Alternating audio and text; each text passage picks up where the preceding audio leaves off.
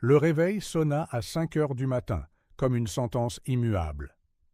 Dans l'obscurité veloutée de la petite chambre du Marais, Élise Moreau ouvrit les yeux et fit taire l'appareil avant qu'il ne puisse réveiller les garçons.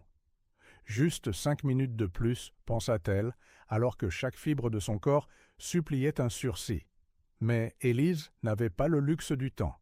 5 minutes de moins signifiaient moins d'euros à la fin du mois. Oh non, oh non, oh non.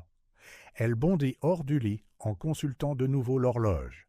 Ces 5 minutes s'étaient métamorphosées en 20.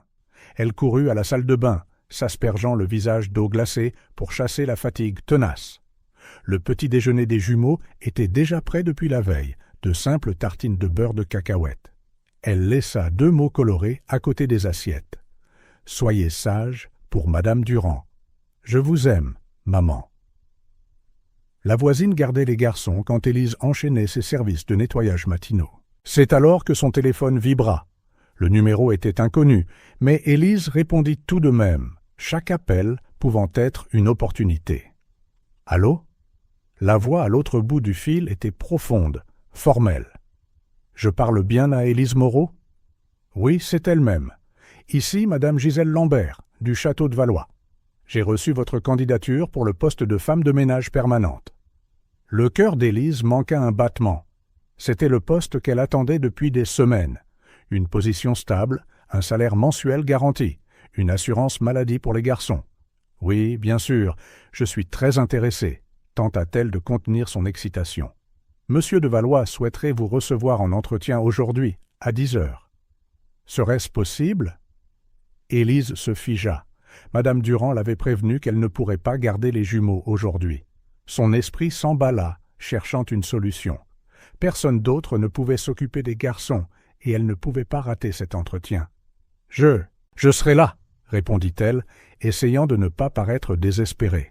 « Puis-je demander, serait-ce un problème si j'amenais mes enfants? Ce sont des jumeaux de 5 ans. Je promets qu'ils se tiendront bien. » Un silence pesa à l'autre bout de la ligne. « Ce n'est pas la procédure habituelle, » répondit Madame Lambert avec hésitation. « Mais comme il ne s'agit que de l'entretien, je ferai une exception. Monsieur de Valois est très à cheval sur ses habitudes. Merci beaucoup. Je serai là ponctuellement à 10 heures. » Élise raccrocha, un mélange de soulagement et d'anxiété l'envahissant. Elle regarda vers le couloir menant à la chambre des jumeaux. Il fallait les réveiller, les préparer et s'assurer qu'ils comprenaient l'importance de cette journée. Le bus était en retard, comme toujours. Élise tenait fermement la main de Gabin dans sa droite et celle de Jules dans sa gauche, consultant sa montre chaque minute. « Maman, on va être en retard ?» demanda Gabin en observant le ciel nuageux. « Non, mon chéri, nous serons juste à l'heure, » mentit Élise, sachant qu'ils avaient déjà au moins 10 minutes de retard. Le bus apparut enfin au coin de la rue et elle soupira de soulagement. Durant le trajet, elle expliqua aux garçons l'importance de l'entretien. « Vous devez rester très silencieux pendant que je parle avec le monsieur, dans la grande maison, d'accord? Pas de courses, pas de cris, on ne touche à rien. »« Comme à la bibliothèque ?» demanda Jules. « Exactement comme à la bibliothèque, mais en encore plus silencieux. » Les jumeaux hochèrent dans la tête, leurs yeux verts, identiques à ceux de leur père, brillant du sérieux de la mission. Élise sentit un pincement au cœur. Depuis que Mike était parti il y a 3 ans, les garçons avaient dû grandir trop vite. Quand ils descendirent du bus, le château de Valois était déjà visible au loin, au sommet de la colline qui dominait cette partie reculée de la vallée de la Loire. C'était une bâtisse imposante, avec de hautes fenêtres et des murs de pierre, comme tirés d'un conte de fées, le charme en moins. Juste une grandeur froide et distante. « Maman, cette maison appartient à un roi ?» Jules serra sa main. « Non, mon cœur, elle appartient à un homme qui s'appelle Monsieur de Valois. Il a besoin de quelqu'un pour nettoyer sa maison, et j'essaie d'avoir ce travail. » « C'est une immense maison à nettoyer toute seule, » observa Gabin, toujours pratique. Élise déglutit. « Oui, elle est vraiment très grande. » Lorsqu'ils atteignirent enfin le portail, un gardien de sécurité les toisa avec suspicion. Élise expliqua la raison de leur présence, et après une rapide vérification par radio, ils furent autorisés à entrer. Le chemin à travers la propriété semblait interminable. Un jardin méticuleusement entretenu s'étendait dans toutes les directions, mais sans fleurs colorées, seulement des buissons parfaitement taillés en forme géométrique précise. C'était beau, mais sans vie. « Maman, où sont les fleurs ?» demanda Jules en regardant autour de lui. « Peut-être à l'arrière de la maison, » dit Élise, bien qu'elle en doutât. Quand ils parvinrent à l'entrée principale, la porte s'ouvrit avant même qu'il n'ait pu sonner. Une femme grande, aux cheveux gris coiffés en un chignon impeccable, les accueillit d'un regard critique. « Mademoiselle Moreau, je suis Gisèle Lambert, la gouvernante. Nous vous attendions à 10 heures. » Élise vérifia sa montre, 10h15. « Je suis désolé, je suis en retard. Le bus ?» Monsieur de Valois attache une grande importance à la ponctualité, l'interrompit madame Lambert, mais son regard s'adoucit légèrement en voyant les jumeaux. « Ce doivent être vos enfants. »« Oui, Gabin et Jules. »« Les garçons, dites bonjour à madame Lambert. »« Bonjour, » dirent-ils à l'unisson, leur petite voix résonnant dans l'immense hall d'entrée. Madame Lambert leur fit signe d'entrer. « Vous pouvez attendre dans le salon. Monsieur de Valois sera avec vous dans quelques minutes. S'il vous plaît, assurez-vous que les enfants ne touchent à rien. » Élise acquiesça, guidant les jumeaux dans la pièce indiquée. L'intérieur du château était encore plus impressionnant que son extérieur, et tout aussi froid. Des meubles anciens, probablement d'une valeur inestimable, se détachaient sur des murs peints dans des tons neutres. Tout était immaculé, comme si personne ne vivait réellement ici. « On dirait un musée », murmura Élise pour elle-même. Le salon était dominé par une cheminée en marbre, éteinte malgré l'air frais qui emplissait l'espace. Des peintures de paysages sombres décoraient les murs, et une grande fenêtre offrait une vue sur les jardins. Élise s'assit sur le bord d'un canapé en cuir, craignant de le froisser, plaçant les jumeaux à ses côtés. « Souvenez-vous de ce dont nous avons parlé. » Super silencieux, comme à la bibliothèque. Les minutes s'éternisèrent. Élise passait en revue mentalement toutes les questions possibles, toutes les réponses qu'elle devrait donner. Elle avait désespérément besoin de ce travail. C'est alors qu'elle remarqua le silence. Gabin, Jules. Les jumeaux n'étaient plus à ses côtés. Élise se leva d'un bond, la panique montant dans sa poitrine. Elle regarda autour de la pièce. Rien. Elle s'approcha de la porte, jetant un coup d'œil dans le couloir. Aucun signe d'eux. « Gabin ! Jules !» appela-t-elle, essayant de ne pas crier, mais assez fort pour qu'ils l'entendent. Elle s'engagea dans le couloir, chaque seconde la rendant plus anxieuse. Comment expliquerait-elle à madame Lambert, ou pire, à monsieur de Valois, qu'elle avait perdu ses enfants à l'intérieur du château en moins de 10 minutes? Puis elle les entendit. De petites voix provenant d'une pièce au bout du corridor. Élise courut, le cœur battant, et s'arrêta brusquement sur le seuil d'un grand bureau. Ses fils étaient là, mais ils n'étaient pas seuls. Un homme grand, dans un costume sombre parfaitement taillé, se tenait devant eux. Son visage aux traits acérés et aux yeux froids incarnait l'autorité. Antoine de Valois, sans aucun doute. Élise s'apprêtait à s'excuser quand elle entendit Jules dire « Monsieur, vous avez l'air triste. Vous voulez un câlin ?» Le temps sembla se figer. L'expression de monsieur de Valois enregistra d'abord la surprise, puis le malaise, et enfin quelque chose qu'Élise ne put déchiffrer. Pendant un instant, on aurait dit que l'homme venait d'être frappé par une force invisible. « Je n'ai pas besoin de câlin, » répondit-il enfin, sa voix rauque comme si elle n'était pas souvent utilisée. « Tout le monde a besoin de câlin, » insista Gabin en faisant un pas en avant. « Maman dit que les câlins sont des médicaments pour la tristesse. » Élise retrouva enfin sa voix. « Gabin, Jules, venez ici, tout de suite. » 3 paires d'yeux se tournèrent vers elle. Les jumeaux semblaient confus, ne comprenant pas ce qu'ils avaient fait de mal. Monsieur de Valois, en revanche, l'observait avec une expression indéchiffrable. « Mademoiselle Moreau, je présume, dit-il. « Oui, monsieur, je suis tellement désolé pour l'intrusion.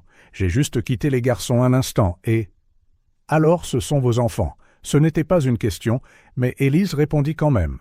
Oui, monsieur, Gabin et Jules. Ils viennent d'avoir 5 ans. Antoine de Valois étudia les jumeaux un long moment, puis reporta son regard sur Élise. Madame Lambert m'a informé que vous êtes ici pour le poste de nettoyage. Oui, monsieur. Et ce sont vos enfants, répéta-t-il, comme s'il essayait de faire entrer une pièce de puzzle incongrue dans son univers organisé. Oui. Je suis désolé d'avoir dû les amener, mais je n'avais personne pour les garder aujourd'hui.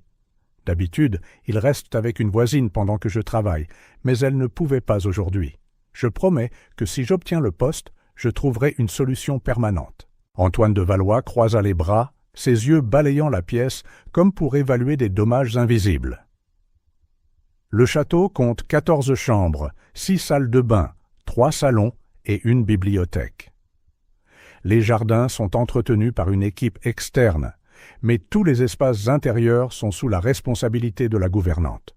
Le travail est du lundi au vendredi, de 8h à 16h. Avez-vous de l'expérience avec des propriétés de cette envergure? Le changement soudain vers des détails pratiques prit Élise au dépourvu. J'ai travaillé dans des hôtels pendant 3 ans, puis dans des maisons privées. Jamais dans une maison aussi grande, mais j'apprends vite et je suis très organisé. Antoine hocha légèrement la tête. Références? Je les ai avec moi. Élise ouvrit son sac, cherchant le dossier contenant les lettres de recommandation de ses précédents employeurs. Ses doigts tremblaient légèrement. Pendant qu'elle cherchait, Antoine reporta son attention sur les jumeaux, qui se tenaient tranquillement à côté d'elle. Jules l'observait avec des yeux curieux, tandis que Gabin semblait plus intéressé par les livres qui tapissaient les étagères. « Les voici, dit Élise en tendant le dossier. Antoine le prit, mais ne l'ouvrit pas. « Ce ne sera pas nécessaire. Vous êtes engagé. » Élise cligna des yeux, certaine d'avoir mal entendu. « Pardon? Vous êtes engagée, mademoiselle Moreau. Vous pouvez commencer lundi. » À cet instant, madame Lambert apparut à la porte, semblant surprise de voir son employeur dans son bureau privé avec les visiteurs. « Monsieur de Valois, vous auriez dû m'appeler, j'aurais... » « Mademoiselle Moreau commencera lundi. Veuillez préparer tous les documents nécessaires. » Madame Lambert parut un instant décontenancée, mais retrouva vite son calme professionnel. « Oui, monsieur. Mademoiselle Moreau, si vous voulez bien me suivre pour que nous discutions des détails. » Élise resta figée, encore en train de digérer ce qui venait de se passer. « Merci, monsieur de Valois. »« Merci. J'apprécie vraiment cette opportunité. » Antoine s'était déjà retourné vers son bureau, comme si la conversation était terminée. Mais avant qu'Élise ne puisse partir avec les jumeaux, il parla de nouveau, sans se retourner. « Vos enfants, vont-ils à l'école? »« Oui, monsieur, l'après-midi. Alors ils ne seront pas un problème pendant les heures de travail. »« Non, monsieur, j'ai une voisine qui les emmène à l'école et reste avec eux jusqu'à mon retour. » Antoine fit un geste de la main, et Élise comprit que l'audience était terminée. Elle prit la main des jumeaux et suivit madame Lambert hors du bureau. Alors qu'elle marchait dans le couloir, la gouvernante lui expliqua les détails du salaire et des avantages, bien plus que ce qu'Élise avait espéré, bien plus que ce qu'elle gagnait avec ses emplois temporaires. « Monsieur de Valois engage rarement quelqu'un aussi rapidement, » commenta madame Lambert, la curiosité perçant dans sa voix. En fait, je ne l'ai jamais vu embaucher quelqu'un sans vérifier les références ou faire une période d'essai. Élise se retourna vers le bureau. Je suppose que j'ai eu de la chance? Madame Lambert suivit son regard. Peut-être, ou peut-être que vos enfants ont dit quelque chose que personne d'autre n'a eu le courage de dire au cours des 3 dernières années. Élise ne demanda pas ce que la gouvernante voulait dire. Les enfants marchèrent devant, admirant les peintures sur les murs, inconscients de l'impact de leurs mots innocents. Le trajet du retour parut plus court. Les jumeaux courèrent devant, jouant à chat sur le trottoir, tandis qu'Élise marchait derrière, perdue dans ses pensées. « Maman, tu vas travailler dans cette grande maison ?» demanda Jules en revenant tenir sa main. « Oui, mon trésor, à partir de lundi. »« Cet homme triste va être ton patron ?»« Oui, monsieur de Valois sera mon patron. » Gabin les rejoignit de l'autre côté. Il avait l'air triste, n'est-ce pas, Jules? Jules acquiesça vigoureusement. très triste, comme Billy à l'école quand il a perdu son chiot. Élise sourit doucement, ébouriffant leurs cheveux. Certaines personnes ont l'air tristes même quand elles ne le sont pas. Peut-être que M. de Valois est juste sérieux. Non, insista Jules. Il avait des yeux tristes. Tu dis toujours qu'on peut voir la tristesse dans les yeux des gens. Élise ne répondit pas. Il y avait quelque chose dans les yeux d'Antoine de Valois, quelque chose au-delà de la froideur et de l'autorité. Une douleur qui semblait enfouie depuis longtemps, mais qu'on pouvait encore voir si on regardait attentivement. Le bus arriva, et ils montèrent en silence. Alors que les jumeaux s'endormaient contre ses épaules, épuisés par l'aventure de la journée, Élise regarda par la fenêtre, observant le château de Valois disparaître au loin. Un emploi stable, un bon salaire, une assurance maladie, tout ce qu'elle cherchait depuis des mois. Elle devrait se sentir soulagée, même heureuse. Mais il y avait quelque chose à propos du château de Valois, quelque chose dans l'expression de son nouvel employeur lorsque Jules lui avait offert un câlin, qui la mettait mal à l'aise. « Dans quoi suis-je en train de m'embarquer ?» murmura-t-elle alors que le bus cahotait vers le petit appartement qu'ils appelaient leur maison. Élise savait que la réponse viendrait avec le temps. Pour l'instant, elle ne pouvait qu'être reconnaissante de l'opportunité et essayer de ne pas s'attarder sur la tristesse dans les yeux d'Antoine de Valois. Le week-end passa trop vite. Élise passa chaque moment libre à organiser la logistique de sa nouvelle routine. Elle parla à Madame Durand pour qu'elle emmène les garçons à l'école tous les jours et reste avec eux jusqu'à son retour. L'argent serait juste le premier mois jusqu'à ce qu'elle reçoive son salaire, mais cela en valait la peine. Lundi matin, Élise se réveilla avant son réveil. Elle se prépara soigneusement, choisissant des vêtements simples mais présentables. « C'est le grand jour, n'est-ce pas, maman ?» demanda Gabin pendant qu'ils prenaient leur petit déjeuner.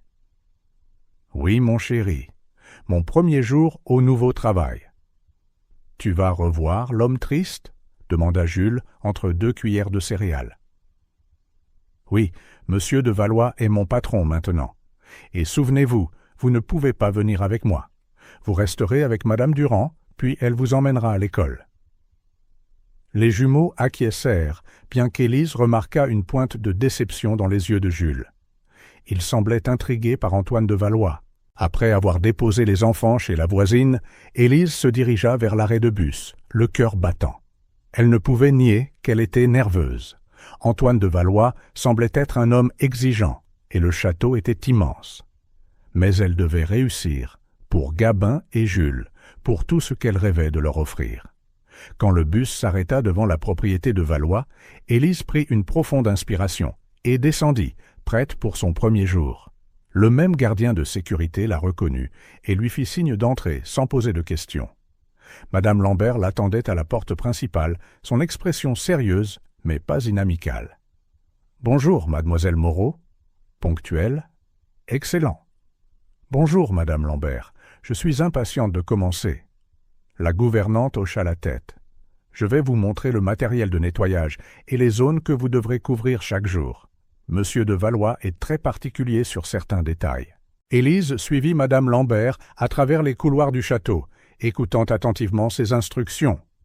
Il y avait des règles pour tout, des produits à utiliser sur chaque type de surface, à l'ordre dans lequel les pièces devaient être nettoyées. Monsieur de Valois travaille habituellement dans son bureau jusqu'à midi, donc nous laissons cette zone pour plus tard. L'aile ouest est rarement utilisée, mais elle doit tout de même être maintenue impeccable. Monsieur de Valois inspecte régulièrement toutes les zones. Pendant 2 heures, Élise absorba les informations, essayant de mémoriser chaque détail. Le château était encore plus grand qu'il n'y paraissait, avec des couloirs menant nulle part et des pièces qui semblaient figées dans le temps, comme si personne ne les avait visitées depuis des années. « Et voici votre uniforme », conclut madame Lambert, tendant à Élise un simple ensemble de pantalons gris clair et un haut assorti. « Le vestiaire du personnel est au bout de ce couloir. Vous pouvez commencer par la salle à manger aujourd'hui. » Élise la remercia et, après s'être changée, commença son travail. L'immense salle à manger, avec une table pouvant facilement accueillir 20 personnes, semblait n'avoir jamais été utilisée.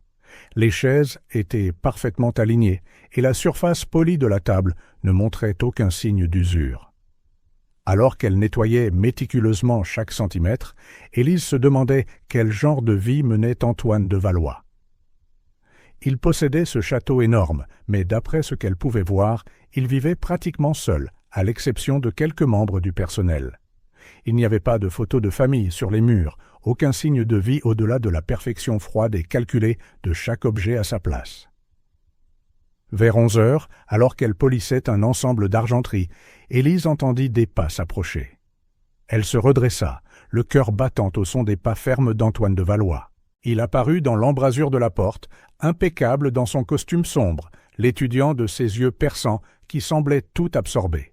« Mademoiselle Moreau. »« Bonjour. »« Bonjour, monsieur de Valois. » Élise se força à sourire, ne sachant comment agir.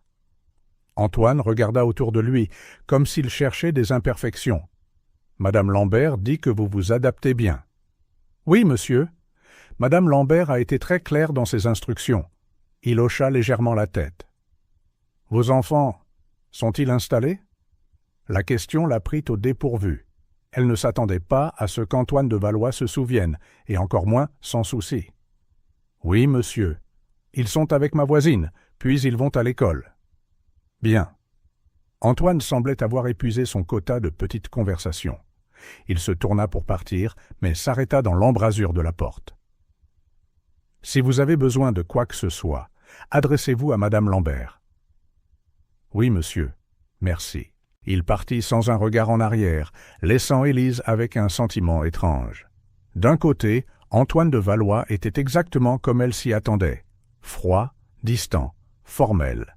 De l'autre, il avait posé cette question sur les garçons, comme si, un bref instant, il avait laissé une étincelle d'humanité transparaître. « Curieux », murmura-t-elle en retournant à son travail. Le reste de la journée passa dans un flou de tâches ménagères. Le château exigeait un travail méticuleux, et bien qu'Élise fût habituée aux nettoyages intenses, à la fin de la journée, chaque muscle de son corps protestait. Quand elle eut enfin terminé et dit au revoir à Madame Lambert, le soleil commençait déjà à se coucher. Élise se dépêcha de prendre le bus, impatiente de voir ses enfants et de leur raconter sa première journée. Ce qu'elle ne leur dirait pas, cependant, c'est comment elle n'arrêtait pas de jeter des coups d'œil aux ombres du château, attendant d'apercevoir une autre lueur de cette tristesse dans les yeux d'Antoine de Valois. Ou comment elle ne pouvait s'empêcher de penser à sa question inattendue sur ses enfants, car quelque chose dans son instinct lui disait que derrière cette façade froide et distante, il y avait plus chez Antoine de Valois que quiconque au château ne le réalisait. Et pour une raison inexplicable, les jumeaux avaient réussi à trouver une fissure dans son armure. Alors que le bus cahotait sur la route, Élise regarda le château au loin, se dressant contre le ciel orange. Un frisson la parcourut. Ce travail allait changer sa vie, elle en était sûre. Ce qu'elle ne savait pas encore, c'est qu'il allait aussi changer la vie d'Antoine de Valois et qu'une simple offre de câlin par un garçon de 5 ans avait déjà mis en mouvement quelque chose que personne ne pouvait prédire. Le premier mois de travail passa plus vite qu'Élise ne l'avait imaginé. La routine au château de Valois s'installa bientôt avec une prévisibilité quasi mécanique. À 8 heures précises, le gardien lui ouvrait le portail. À 8h05, Madame Lambert l'accueillait à la porte de service, avec une liste de tâches quotidiennes.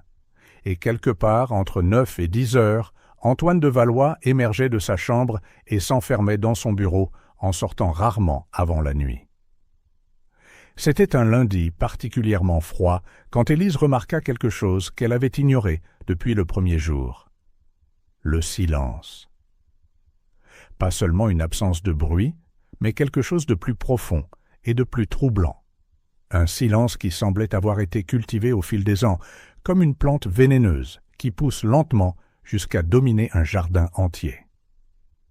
En époussetant les étagères de la bibliothèque, sa pièce préférée du château, Élise s'arrêta, retenant son souffle un instant. Rien. Pas le tic-tac d'une horloge, pas le craquement naturel d'une vieille maison, pas même le son du vent aux fenêtres. C'était comme si le château lui-même avait oublié comment respirer. « C'est comme un mausolée », chuchota-t-elle, sa voix résonnant étrangement fort dans le silence oppressant. Contrairement aux autres maisons où elle avait travaillé, le château de Valois n'avait pas de radio jouant dans la cuisine, pas de télévisions allumées dans les salons, pas de bruit d'occupants se pressant. Même les quelques employés, le jardinier qui venait 3 fois par semaine, le chauffeur rarement appelé, et Madame Lambert, semblaient avoir appris à se déplacer comme des fantômes, évitant tout bruit inutile. Élise reprit son travail, désormais consciente de la façon dont le son du plumeau contre les livres résonnait. Un sentiment de malaise grandissait en elle. Ce n'était pas exactement de la peur, c'était plutôt de la tristesse. Une maison si grande, si belle et si morte. Elle prit son seau de produits de nettoyage et passa à la zone suivante de la liste, un salon rarement utilisé. Les chaises étaient disposées parfaitement, comme si personne ne s'y était jamais assis. Une fine couche de poussière recouvrait les surfaces, malgré le nettoyage hebdomadaire. C'était étrange, comme un endroit si impeccable pouvait encore sembler abandonné. Alors qu'elle nettoyait les meubles et étudiait les détails de la pièce, des peintures de paysages austères accrochées au mur, mais aucune photographie personnelle, aucun objet suggérant les personnes qui vivaient ici. C'était comme si le château n'était qu'une coquille vide, sans souvenir ni histoire. On s'y habitue, vous savez. La voix fit sursauter Élise, lui faisant lâcher le produit pour le bois qu'elle tenait. Madame Lambert se tenait dans l'embrasure de la porte, le visage impassible, comme à son habitude. « Habituée à quoi ?» demanda Élise en ramassant la bouteille tombée. Au silence. Madame Lambert entra dans la pièce, ajustant un vase qui n'en avait pas vraiment besoin. Au début, c'est dérangeant. Après un certain temps, on ne le remarque presque plus. Élise doutait de pouvoir un jour s'habituer à un silence aussi étouffant, mais elle ne dit rien. Elle continua à travailler, consciente que Madame Lambert l'observait avec des yeux perçants. « Cette maison n'a pas toujours été comme ça, vous savez, » dit soudain la gouvernante, sa voix plus douce que d'habitude. Il fut un temps où elle était pleine de vie, de rire, d'activité. Élise leva les yeux, surprise par le changement de ton de Madame Lambert. « Qu'est-ce qui a changé ?» Madame Lambert hésita, comme si elle jaugeait jusqu'où elle pouvait aller. « Il ne m'appartient pas de discuter de la vie personnelle de Monsieur de Valois. Sachez simplement qu'il n'a pas toujours été comme ça. L'homme que vous voyez maintenant. » Avant qu'Élise ne puisse en demander plus, Madame Lambert continua. « Monsieur de Valois a une réunion tôt demain et ne sera pas à la maison. Ce serait un bon moment pour nettoyer son bureau. » Élise acquiesça, reconnaissant le signal de fin de conversation.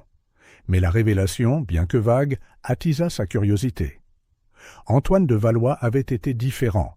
Il était difficile d'imaginer l'homme froid et distant qu'elle connaissait autrement. Tôt le lendemain matin, Élise arriva au château pour constater qu'Antoine était déjà parti, comme l'avait dit Madame Lambert. La maison semblait encore plus vide sans lui. C'était étrange, comme quelqu'un qu'elle voyait à peine pouvait laisser un vide si perceptible en son absence. Monsieur de Valois a laissé des instructions pour que rien sur son bureau ne soit déplacé, prévint Madame Lambert en déverrouillant la porte du bureau. Juste épousseter les meubles, nettoyer les fenêtres et passer l'aspirateur sur le tapis. Élise hocha la tête, entrant dans la pièce qu'elle était rarement autorisée à nettoyer. Le bureau d'Antoine était différent du reste de la maison. Alors que les autres pièces semblaient figées dans le temps, cet espace montrait des signes clairs d'utilisation quotidienne. Un café à moitié fini sur le bureau, des papiers soigneusement empilés, un manteau drapé sur le dos d'une chaise. De petits indicateurs que quelqu'un vivait réellement ici. Elle commença par les fenêtres, travaillant méthodiquement pour ne rien déranger sur le bureau ou les étagères. Le bureau donnait sur les jardins, et Élise s'accorda un moment pour admirer la vue.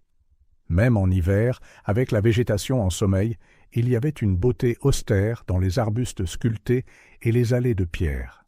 En terminant de nettoyer les fenêtres, elle remarqua quelque chose pour la première fois. Une petite étagère derrière le bureau, presque cachée entre deux classeurs. Contrairement au reste du bureau, impeccablement organisé, cette étagère semblait oubliée, avec des livres empilés de manière désordonnée et quelques cadres photos. Élise s'approcha, intriguée. Elle n'avait aucune raison de regarder de près. Ce n'était pas son travail de vérifier derrière le bureau. mais quelque chose l'attirait. Peut-être l'instinct d'en savoir plus sur son mystérieux employeur. En passant le plumeau sur les cadres, Élise s'autorisa un rapide coup d'œil.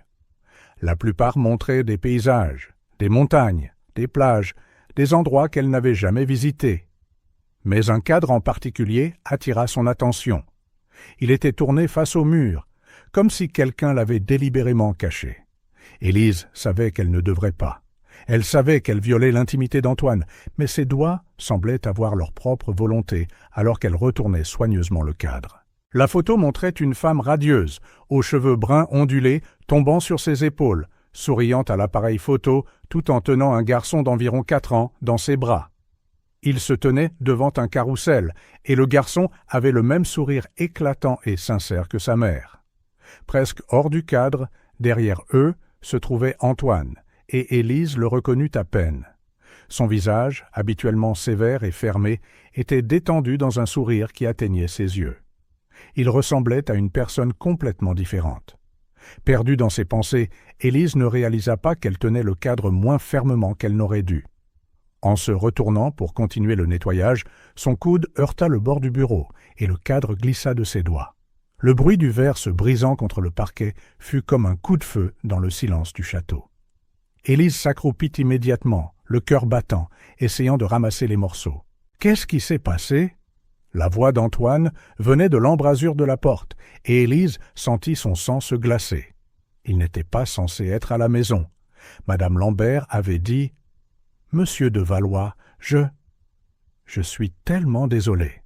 C'était un accident. J'étais juste en train de nettoyer et... » Ses mains tremblaient en ramassant les éclats.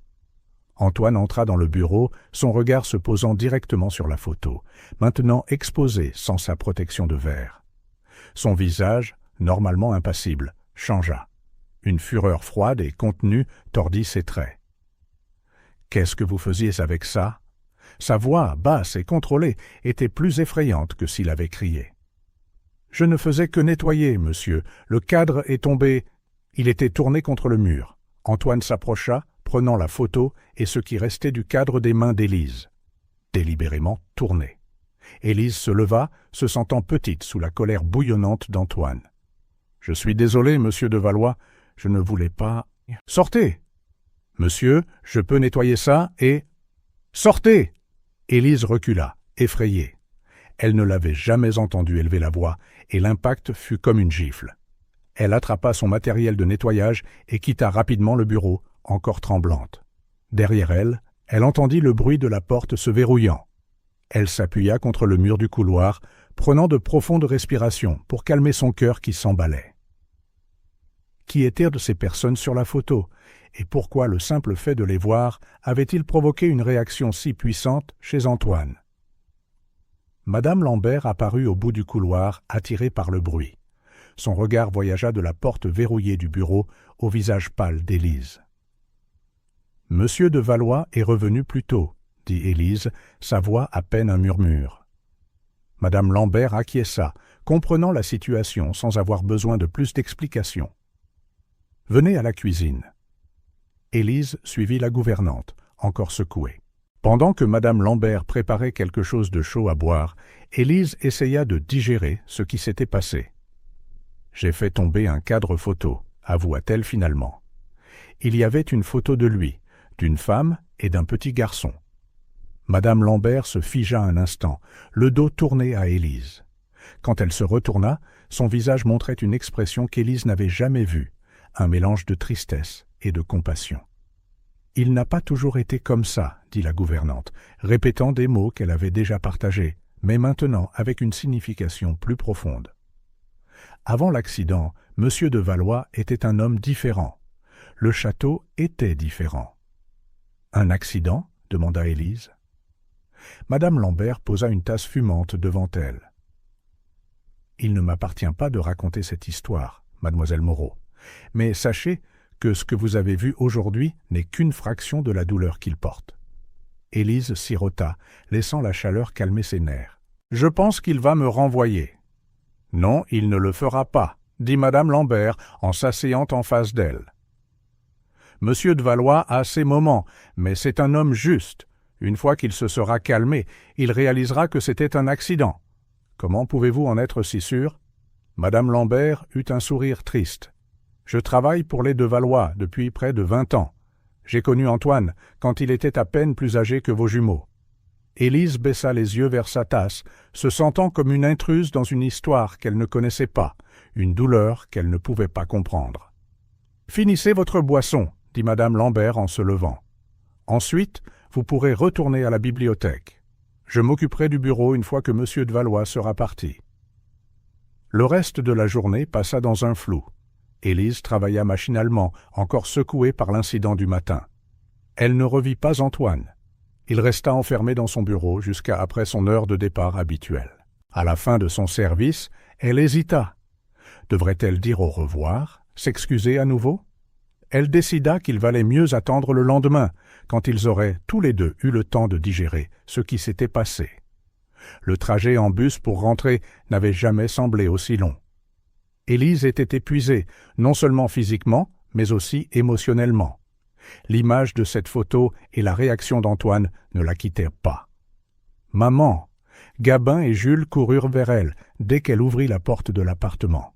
« Regarde ce qu'on a fait aujourd'hui. » Les jumeaux lui tendirent des dessins colorés, leurs visages avides d'approbation.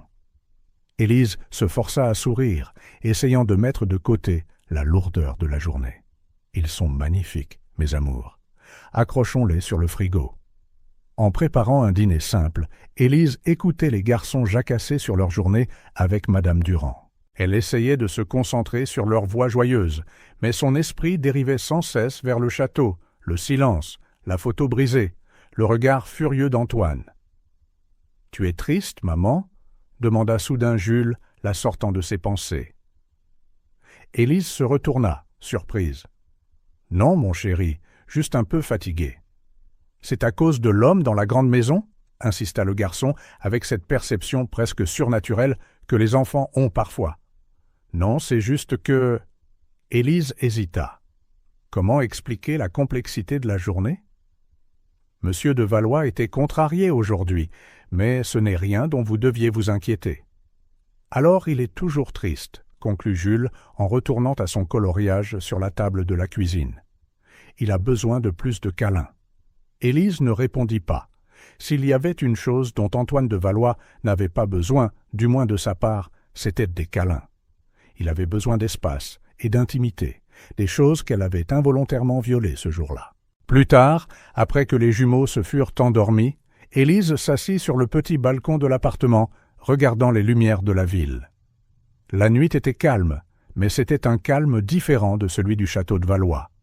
Celui-ci était naturel, parsemé des bruits lointains de la ville. Il n'a pas toujours été comme ça. Les mots de madame Lambert lui revinrent. Qu'était-il arrivé à Antoine de Valois ? Quelle tragédie avait transformé l'homme souriant de la photo en la personne froide et distante qu'elle connaissait ? Et pourquoi s'en souciait-elle ? Malgré tout. Le lendemain matin, Élise se prépara au pire. Peut-être qu'Antoine avait laissé des instructions à madame Lambert pour la renvoyer. Ou peut-être qu'il l'ignorerait complètement, rendant l'environnement de travail encore plus froid. À sa grande surprise, quand elle arriva au château, madame Lambert l'accueillit avec une expression neutre, presque soulagée. « Monsieur de Valois est parti tôt, » informa la gouvernante. « Il m'a demandé de vous dire que l'incident d'hier est oublié. » Élise cligna des yeux, incrédule. « Il n'est pas en colère ? Monsieur de Valois a son tempérament, mais il reconnaît un accident quand il en voit un. » Madame Lambert lissa son uniforme, revenant à sa formalité habituelle. « Il a demandé que vous continuiez vos tâches normales, mais de laisser le bureau pour un autre jour. » Élise acquiesça, ressentant un immense soulagement. Elle n'avait pas été renvoyée, et Antoine ne lui en voulait pas pour l'incident. C'était plus qu'elle n'espérait. La journée se déroula comme d'habitude, mais Élise se sentait différente. Le silence oppressant du château était toujours là, mais elle l'entendait différemment maintenant. Ce n'était pas seulement l'absence de son, c'était la présence d'une douleur si profonde qu'elle avait avalé tous les autres bruits. Cet après-midi-là, en rangeant l'une des chambres d'amis rarement utilisées, Élise réfléchit à ce qui s'était passé. La réaction démesurée d'Antoine, la mention d'un accident par Madame Lambert, la photo cachée, tout indiquait une tragédie qu'il essayait, en vain, d'enterrer. Madame Durand avait appelé en milieu de matinée pour dire qu'elle ne se sentait pas bien et demanda à Élise de récupérer les jumeaux plus tôt. N'importe quel autre jour, cela aurait été un problème, mais Élise se souvint de la suggestion de Madame Lambert quelques jours auparavant, lorsqu'elle avait eu besoin d'amener les jumeaux au château pour quelques heures en raison d'une urgence. « Monsieur de Valois ne s'en formalisera pas, » avait dit la gouvernante, « tant qu'il reste dans la cuisine et n'interfère pas avec votre travail. » Cette fois-là, Antoine n'était pas au château, mais aujourd'hui, Élise n'était pas sûre que ce serait approprié. Pourtant, elle n'avait pas le choix. Quand elle eut terminé la chambre d'amis, elle descendit parler à Madame Lambert. La gouvernante était dans la cuisine, préparant quelque chose qui sentait merveilleusement bon. « Madame Lambert, je dois récupérer mes jumeaux plus tôt aujourd'hui. Madame Durand est malade. Serait-ce un problème s'il restait ici quelques heures pendant que je termine mon service ?» La gouvernante ne sembla pas surprise. « Bien sûr que non, mademoiselle Moreau. Monsieur de Valois ne rentrera pas avant le soir de toute façon. Et même s'il était là, je doute qu'il y verrait un inconvénient. » Élise n'en était pas si sûre, surtout après l'incident de la veille. Mais elle n'avait pas d'autre option. « Merci, je serai de retour dans 1 heure. » Quand elle revint avec les jumeaux, Élise les installa à la grande table de la cuisine, avec du papier et des crayons de couleur que Madame Lambert leur fournit. Les garçons, ravis de visiter à nouveau la grande maison, se comportèrent exceptionnellement bien, dessinant tranquillement pendant qu'Élise terminait ses tâches. Bien que physiquement identiques, Gabin et Jules avaient des personnalités distinctes.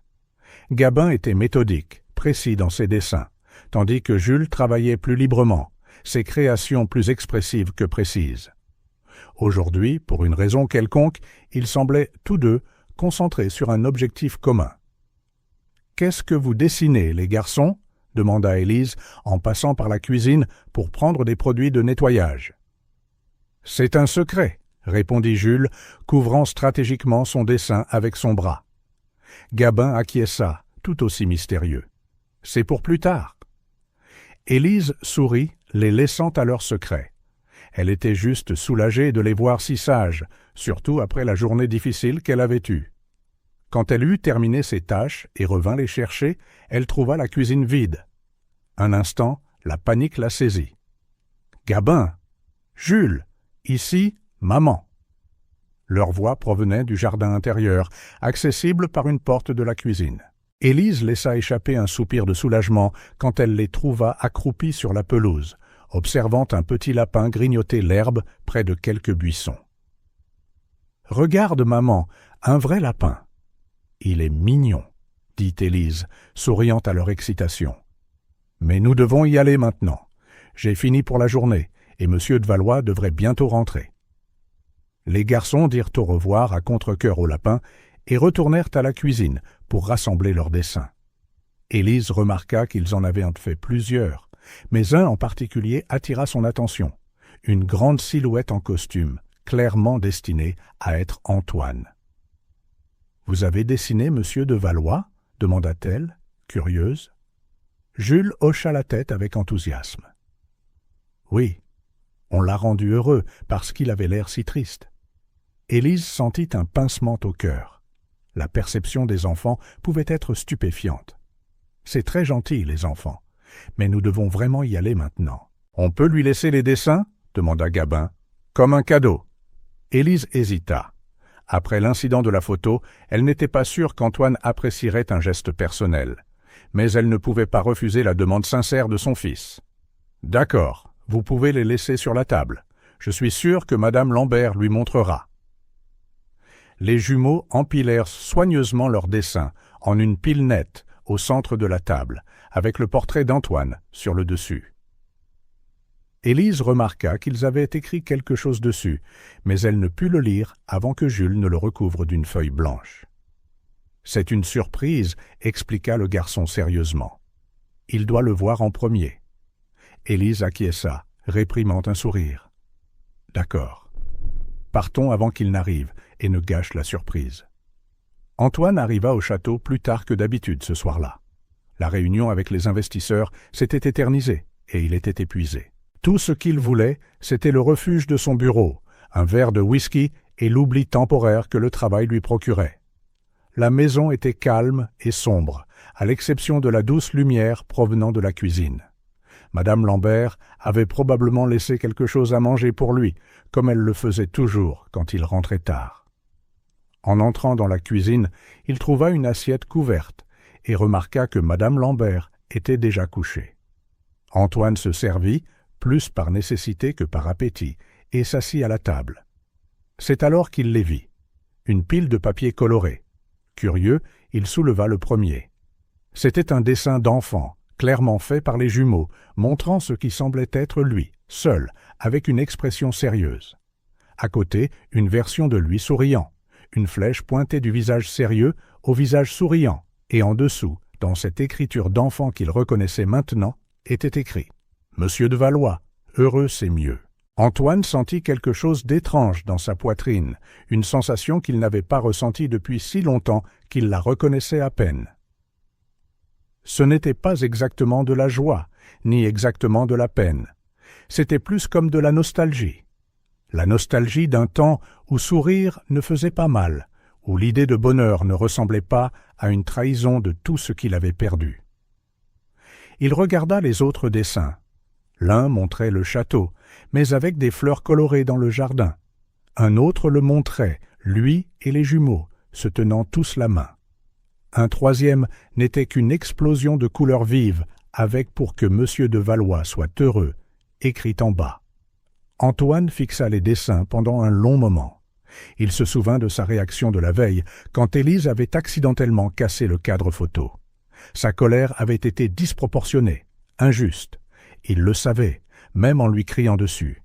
Mais il n'avait pas pu la contenir. Voir cette photo, Catherine souriante, James dans ses bras, son moi passé, un homme complètement différent, avait été comme un coup de poing à l'estomac.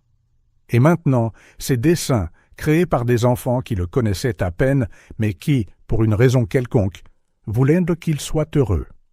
La simplicité du geste perça quelque chose en lui, quelque chose qu'il avait gardé scellé depuis le jour de l'accident. Sans trop réfléchir, il rangea les dessins. Cette nuit-là, en essayant de dormir, son esprit dériva vers ces images vives, ces silhouettes simples et ce message sincère. « Monsieur de Valois, heureux c'est mieux ». Les mots résonnaient dans son esprit, ravivant des souvenirs qu'il avait tenté d'enfouir. Catherine souriante, James courant dans le jardin, lui-même, un homme différent à une époque différente. Pour la première fois depuis des années, Antoine se permit de penser à ce qu'il avait perdu, non seulement avec douleur, mais avec quelque chose qui ressemblait à de la gratitude d'avoir connu ce bonheur, aussi bref soit-il.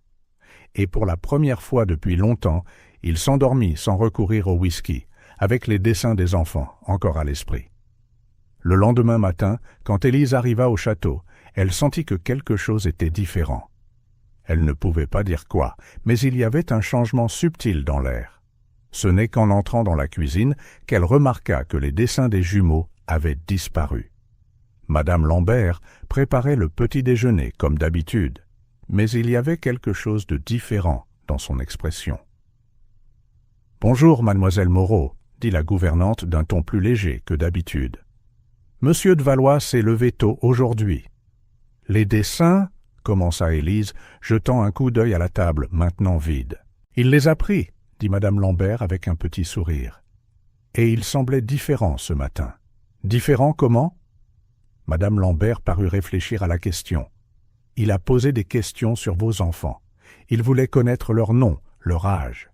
Et il a dit que, si vous aviez besoin de les amener à nouveau, ce n'était pas un problème. » Élise fut surprise.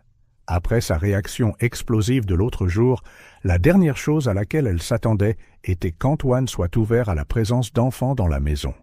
« Il y a plus, » continua madame Lambert, baissant la voix comme si elle partageait un secret. « Il a demandé au jardinier de réaménager le jardin arrière. Il veut que des fleurs colorées soient plantées. Il a dit que la maison semblait trop sans vie. » Élise ne savait que dire. Un changement si soudain, inattendu, À cause des dessins? Madame Lambert haussa les épaules. Qui sait? Peut-être que vos enfants lui ont rappelé qu'il y a plus dans la vie que la douleur et le travail. La gouvernante retourna à ses fourneaux. Ou peut-être qu'il attendait juste une raison pour recommencer à vivre. Élise médita silencieusement les paroles de Madame Lambert. Elle commença son travail, pensant aux croquis colorés des jumeaux et à l'impact qu'ils avaient eu. C'était étrange, comme de petits gestes pouvaient parfois fissurer des murs qui semblaient impénétrables. Le silence du château était toujours là, comme il le serait toujours, mais maintenant, Élise entendait autre chose, l'écho lointain des rires qui avaient autrefois rempli ces couloirs, et la possibilité, aussi faible soit-elle, qu'un jour ils puissent revenir. D'une manière ou d'une autre, le château ne semblait plus tout à fait aussi froid. Le téléphone sonna à 5h30 du matin, arrachant Élise à un sommeil profond. Elle tâtonna dans le noir, renversant le réveil, avant de finalement trouver son portable. « Allô » marmonna-t-elle, la voix encore pâteuse de sommeil. « Élise, je suis tellement désolé de vous appeler si tôt. » La voix de Madame Durand semblait faible et rauque. « Mais j'ai une fièvre terrible depuis la nuit dernière. Je ne peux pas garder les garçons aujourd'hui. » Élise s'assit dans son lit, soudainement réveillée. « Je suis désolé que vous n'alliez pas bien. Remettez-vous vite. Ne vous inquiétez pas pour les garçons. Je trouverai une solution. » Après avoir raccroché, Élise resta assise dans le noir, son esprit s'emballant. C'était lundi, le début de la semaine, et elle n'avait personne pour garder les jumeaux. Ses options étaient limitées, manquer le travail ou emmener les enfants avec elle. Aucune ne semblait idéale. Manquer le travail signifiait perdre une journée de salaire, ce qui ferait mal à la fin du mois. De plus, elle avait déjà manqué le travail 2 fois ces dernières semaines pour des événements scolaires des garçons. Elle ne voulait pas donner l'impression qu'elle n'était pas sérieuse au sujet de son travail. D'un autre côté, amener Gabin et Jules au château de Valois. Élise se souvint de la dernière fois que les jumeaux y étaient allés, laissant des dessins pour Antoine. Bien qu'il ait semblé apprécier le geste par la suite, il y avait une grande différence entre aimer des dessins d'enfants et tolérer leur présence toute la journée. Elle regarda l'horloge, 6h01. Elle avait 2 heures pour décider quoi faire. Au moment où les jumeaux se réveillèrent, elle avait pris sa décision. En préparant le petit déjeuner, elle expliqua la situation. « Madame Durand est malade, donc vous devrez venir avec moi au travail aujourd'hui. » Les yeux des garçons s'illuminèrent instantanément. « On va encore dans la grande maison ?» Jules faillit renverser ses céréales d'excitation. « Oui, mais vous devez vous comporter très, très bien. Monsieur de Valois est un homme occupé et il n'aime pas le bruit. Vous resterez dans la cuisine avec Madame Lambert pendant que je travaille, et vous ne pouvez pas en sortir sans permission. Compris ? » « Oui, maman, » répondirent-ils à l'unisson, bien qu'Élise pût voir l'excitation à peine contenue dans leurs yeux. Pour eux, le château était comme un mystérieux château, plein de merveilles à explorer. Élise soupira, anticipant déjà les défis de la journée. Elle prit un sac plus grand, le remplissant de livres de coloriage, de crayons, de petits jouets et de collations supplémentaires. S'ils devaient rester confinés dans la cuisine toute la journée, ils auraient besoin de distraction. Arriver au château fut plus tendu qu'Élise ne l'avait prévu. Quand le gardien vit les jumeaux, il hésita avant d'ouvrir le portail, comme s'il avait besoin d'une permission. « Ils sont avec moi, » dit Élise, essayant de paraître plus confiante qu'elle ne l'était. « Je n'ai personne d'autre pour les garder aujourd'hui. » Après un bref échange radio, le gardien ouvrit enfin le portail. « Madame Lambert a été prévenue, » dit-il avec un signe de tête. Madame Lambert attendait à la porte de service, le visage impassible comme toujours. Élise commença immédiatement à s'expliquer. « Madame Lambert, je suis tellement désolé, mais Madame Durand est malade, et je n'ai personne d'autre pour les garder. Je promets qu'ils ne gêneront pas. J'ai apporté des choses pour les occuper, et... » « C'est bon, mademoiselle Moreau. » Madame Lambert l'interrompit, son expression s'adoucissant un peu en regardant les garçons. « J'ai déjà prévenu monsieur de Valois. Il n'a pas objecté, tant que les enfants restent dans les zones désignées. » Élise ressentit un immense soulagement. « Merci. Où dois-je les installer ? » « Dans la cuisine, comme la dernière fois.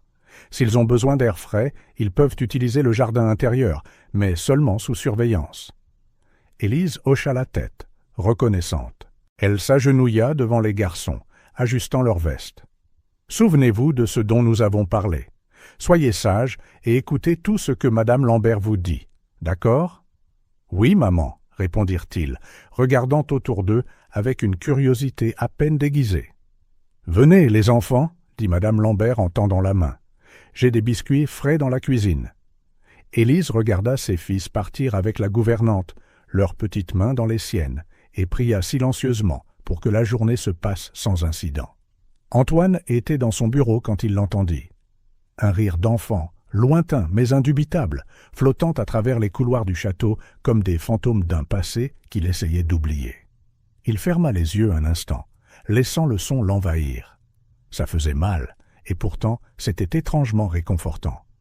La première fois qu'Élise avait amené les jumeaux, il était sorti. La deuxième fois, quand ils avaient laissé ses dessins, il ne les avait aperçus que rapidement en rentrant chez lui. Aujourd'hui, c'était différent. Ils seraient là toute la journée, leurs voix et leurs pas résonnant dans des espaces restés silencieux, pendant des années. Antoine posa son stylo et se leva. Il ne prévoyait pas d'interagir avec les enfants, mais il ressentait un besoin inexorable de les voir. Juste un aperçu, se dit-il, pour savoir où ils étaient et ce qu'ils faisaient. Il suivit le son jusqu'à la cuisine, s'arrêtant avant d'atteindre l'embrasure de la porte. À travers l'ouverture, il vit Madame Lambert cuisiner au fourneau, tandis que les jumeaux dessinaient à table. Ils se ressemblaient remarquablement. Mêmes cheveux châtain clair, mêmes yeux vert vifs. Antoine essaya de se souvenir de leurs noms. Gabin et Jules, c'est ça? Mais lequel était lequel, il ne pouvait pas les distinguer. L'un d'eux, le plus énergique, leva soudain la tête, comme s'il sentait que quelqu'un l'observait. Antoine recula, mais pas assez vite. « Monsieur de Valois !» s'exclama le garçon en sautant de sa chaise. « Bonjour !» Antoine se figea alors que Madame Lambert et l'autre jumeau se tournaient pour le regarder aussi. Il se sentit ridicule, pris comme un enfant en train d'espionner. « Bonjour !» dit-il finalement en entrant dans la cuisine. « Je ne voulais pas interrompre. »« Pas du tout, monsieur !» dit rapidement Madame Lambert. « Les garçons sont juste en train de dessiner pendant que je prépare le déjeuner. » Le garçon qu'il avait repéré, Jules, supposa Antoine par son énergie, sourit largement. « Vous avez aimé nos dessins, monsieur de Valois ?» demanda-t-il, sans aucune timidité. Antoine cligna des yeux, surpris par la question directe. « Oui, » répondit-il après un moment. « Ils étaient colorés. » Jules rit, comme si Antoine avait dit quelque chose de drôle. Bien sûr qu'ils étaient colorés. Les dessins tristes sont en noir et blanc. Une logique particulière, pensa Antoine, mais qui n'était pas sans fondement. « Qu'est-ce que vous dessinez maintenant ?» demanda-t-il, se surprenant lui-même de son intérêt. Gabin, le plus calme, lui montra son papier. C'était d'un détail impressionnant pour un enfant de cet âge. Un dessin du château vu de l'extérieur, capturant de nombreuses caractéristiques architecturales avec soin. « Votre maison, expliqua doucement le garçon, elle est vraiment grande. » Antoine s'approcha pour mieux voir. « C'est une bonne observation, » commenta-t-il, remarquant comment le garçon avait même inclus les colonnes de l'entrée principale. Ne voulant pas être en reste, Jules poussa son propre dessin vers Antoine. C'était tout à fait différent, une explosion de couleurs vives dans laquelle on pouvait à peine distinguer 3 silhouettes, 2 petites et une grande. « C'est nous en train de jouer dans le jardin, » expliqua Jules. « Moi, Gabin et vous. » Antoine sentit quelque chose se serrer dans sa poitrine. « Moi ? » ?»« Oui. » Jules pointa la silhouette la plus grande. « Vous nous montrez comment jouer au ballon. » Antoine ne savait pas quoi dire. L'idée était aussi absurde que douloureuse. Lui, jouant avec des enfants dans le jardin, comme si les 3 dernières années n'avaient jamais existé, comme s'il pouvait encore sourire, sans avoir l'impression de trahir la mémoire de son fils.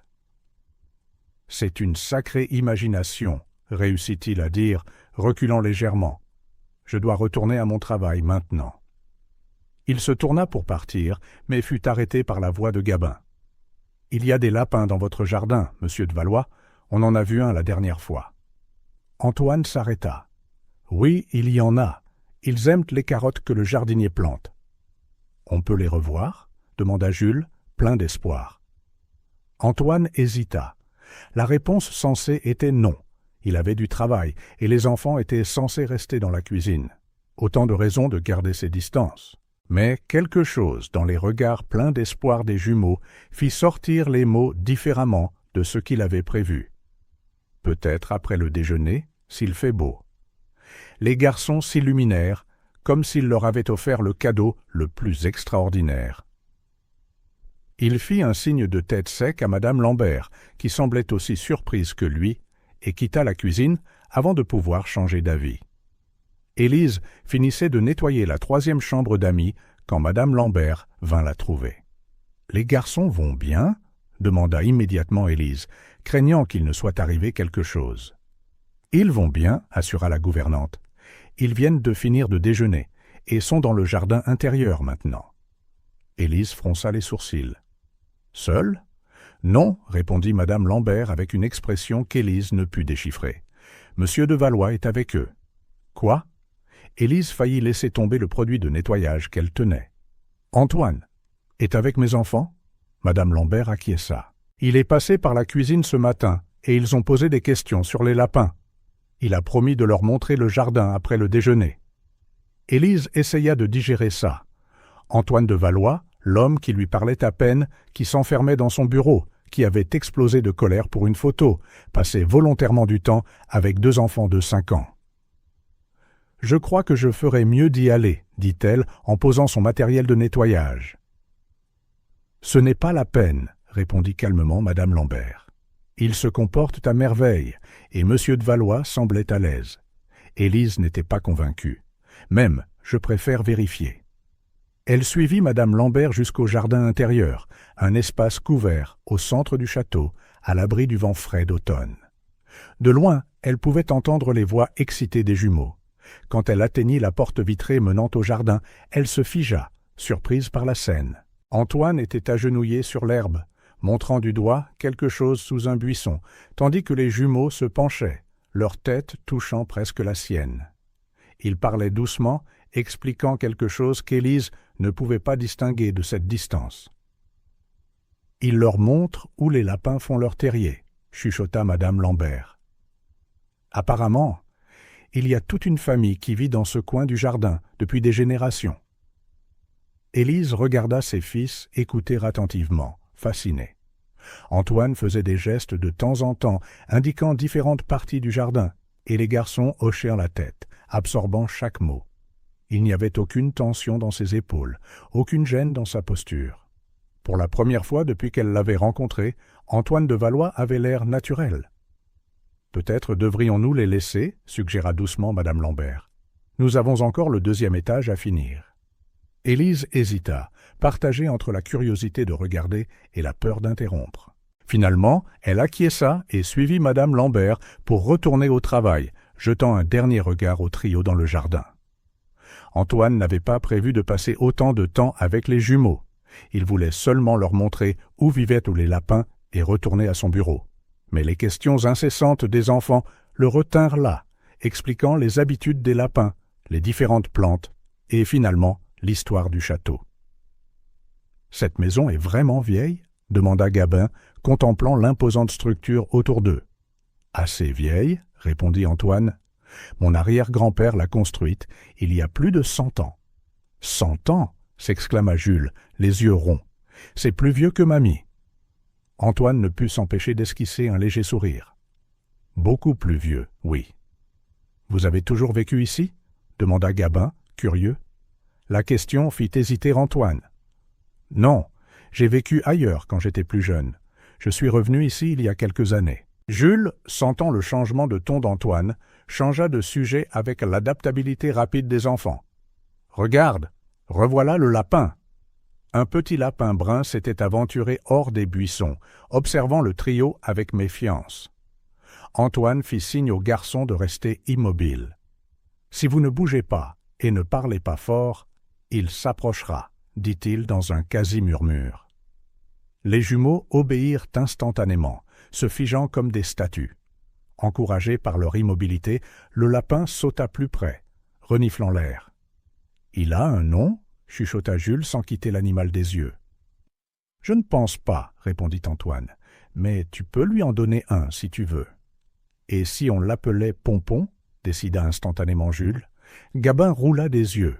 « C'est un nom de chien. »« Non, c'est pas vrai. »« Si, c'est vrai. »« Silence !» prévint Antoine, mais sans dureté. « Vous allez faire peur à Pompon. » Les garçons se turent, mais échangèrent des regards surpris en entendant Antoine utiliser le nom suggéré. Le lapin continua de grignoter, se rapprochant jusqu'à être à moins d'1 mètre. C'est alors qu'Antoine sortit lentement quelques feuilles de laitue de sa poche. Il les avait prises dans la cuisine et les posa sur l'herbe. Le lapin renifla l'air, jaugeant le risque un instant, puis sauta prudemment vers la nourriture. Les jumeaux retinrent leur souffle, regardant l'animal manger, ses petites mâchoires travaillant rapidement. « Il nous aime bien, » murmura Gabin avec admiration. « Il aime la laitue, » corrigea doucement Antoine. « Mais oui, il nous fait assez confiance pour manger ici. » Ils restèrent ainsi quelques minutes, dans un silence respectueux, regardant le lapin finir sa collation et retourner dans les buissons. Ce n'est qu'alors que les garçons expirèrent et éclatèrent en bavardages excités. Antoine se leva, époussetant ses genoux. « Nous devrions rentrer. Votre mère pourrait s'inquiéter. »« On pourra revoir les lapins demain ?» demanda Jules, plein d'espoir. La question prit Antoine au dépourvu. Il n'avait pas envisagé que les enfants reviennent au château. « Vous revenez demain, vous aussi ?»« Je ne suis pas sûr, » répondit Gabin, plus sensible à la réalité. « Ça dépend si Madame Durand est encore malade. » Antoine hocha la tête, ne sachant que dire. Une partie de lui espérait que la baby-sitter se rétablirait vite pour que sa routine puisse revenir à la normale, libre d'interruptions bruyantes. Une autre partie, qu'il ne voulait pas reconnaître, ressentait une étrange anticipation à l'idée de leur retour. « Eh bien, si vous revenez, dit-il finalement, je pense que Pompon apprécierait une autre visite. » Les sourires qu'il reçut en retour étaient éblouissants, lui rappelant un autre sourire d'un autre temps qu'il gardait soigneusement enfermé dans sa mémoire. La ressemblance lui serra la poitrine, mais différemment de d'habitude. Pas seulement avec la douleur aiguë de la perte, mais avec quelque chose de plus complexe, quelque chose qui ressemblait à de la gratitude pour ce moment de connexion inattendue. La faible lueur de l'aube filtrait à travers les fenêtres de la cuisine, alors qu'Élise préparait le café. Elle était arrivée plus tôt que d'habitude, espérant terminer quelques tâches en suspens avant de récupérer les jumeaux chez Madame Durand. Les dernières semaines avaient créé une routine qui, bien qu'épuisante, fonctionnait bien. 3 jours par semaine, les garçons restaient avec la gardienne, et les 2 autres, ils venaient au château avec elle. Antoine n'avait pas objecté à ce nouvel arrangement. En fait, après ce premier après-midi dans le jardin avec les lapins, il semblait presque accueillir les visites des jumeaux. Élise remarqua comment il passait accidentellement par les pièces où se trouvaient les garçons, comment il laissait parfois la porte de son bureau entr'ouverte quand il jouait dans le couloir, comment il se joignait occasionnellement à eux pour quelques minutes avant de se retirer avec une excuse de travail. C'était une danse étrange qu'Élise observait en silence. Antoine appréciait clairement la présence des enfants, mais maintenait une distance prudente, comme s'il avait peur de s'approcher trop près. « Vous êtes arrivé tôt aujourd'hui ?» La voix de Madame Lambert interrompit ses pensées alors que la gouvernante entrait dans la cuisine, impeccablement vêtue, malgré l'heure. « Je voulais prendre de l'avance sur le nettoyage du rez-de-chaussée, » expliqua Élise. « Les jumeaux viennent aujourd'hui, et je prends toujours plus de temps quand ils sont là. » Madame Lambert acquiesça en se versant du café. « Ils apportent de la vie à cette maison, » commenta-t-elle avec un rare sourire. Je n'aurais jamais pensé revoir ces murs résonner des rires d'enfants. Élise hésita, serrant sa tasse à 2 mains. Madame Lambert, commença-t-elle, ne sachant si elle devait poser la question qui la tourmentait depuis des semaines. Qu'est-il arrivé à la famille de M. de Valois? La gouvernante resta silencieuse si longtemps qu'Élise pensa qu'elle ne répondrait pas. Quand elle parla enfin, sa voix était lourde de tristesse. C'était il y a 3 ans. Un accident de voiture. Madame Lambert regarda par la fenêtre, comme si elle voyait le passé s'y refléter. Monsieur de Valois était en voyage d'affaires. Catherine a décidé d'emmener James le rejoindre pour lui faire une surprise. C'était l'anniversaire d'Antoine. Élise sentit une boule se former dans sa gorge. Son fils. James, continua madame Lambert, avait 5 ans, le même âge que vos jumeaux. Elle marqua une pause, décidant apparemment de ce qu'elle pouvait révéler. C'est arrivé sur une route de montagne, sous la pluie. La voiture a dérapé dans un virage et est sortie de la route. Catherine est morte sur le coup. James a survécu quelques heures à l'hôpital, assez longtemps pour qu'Antoine arrive et lui dise au revoir. Élise ferma les yeux, imaginant ses propres garçons, si pleins de vie, et la pensée de les perdre était insupportable. Antoine a complètement changé après ça, dit madame Lambert. Il a vendu la maison où il vivait, a fermé son bureau en ville et s'est isolé ici.